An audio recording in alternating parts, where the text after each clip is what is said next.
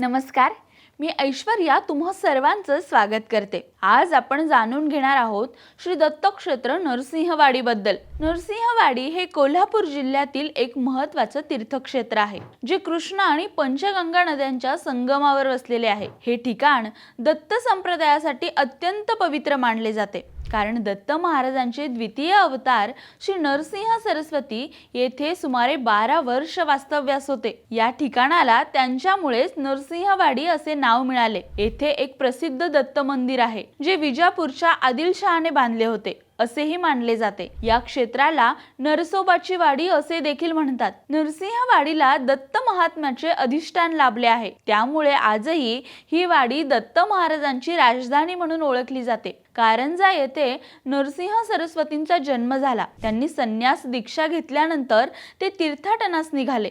त्या दरम्यान त्यांचा मुक्काम औदुंबर क्षेत्री होता। नंतर ते कृष्णा आणि पंचगंगा संगमानजीकच्या नरसिंहवाडी गावात होते। नरसिंह सरस्वतींनी येथे तब्बल 12 वर्ष तपश्चर्या केली। या पवित्र संगमस्थळी तपसाधना केल्यानंतर त्यांनी औदुंबर वृक्षातळी पादुका आणि अन्नपूर्णा जान्हवीची स्थापना केली आणि आपण येथे वास करू अशी ग्वाही भक्तजनांना दिली व गाणगापुरी प्रस्थान केले। नरसिंह सरस्वतींच्या पावन वास्तव्यामुळेच या क्षेत्राला नरसिंह वाटिका म्हणून ओळखले जाऊ लागले। हीच आजची नरसिंहवाडी अथवा नरसोबाची वाडी होय। नरसोबाच्या वाडीला नरसिंह सरस्वतींच्या पादुका आहेत। इतर मंदिरात असते तशी दत्त महाराजांची मूर्ती या मंदिरात नाही। येथे असलेल्या दत्त पादुकांची दररोज महापूजा होते। दूध, दही, तूप, मध, साखर या पवित्र जिन्नसाने पादुकांना दररोज स्नान घालण्यात येते। त्यानंतर फुलांनी अत्यंत सुरेख अशी सजावट करून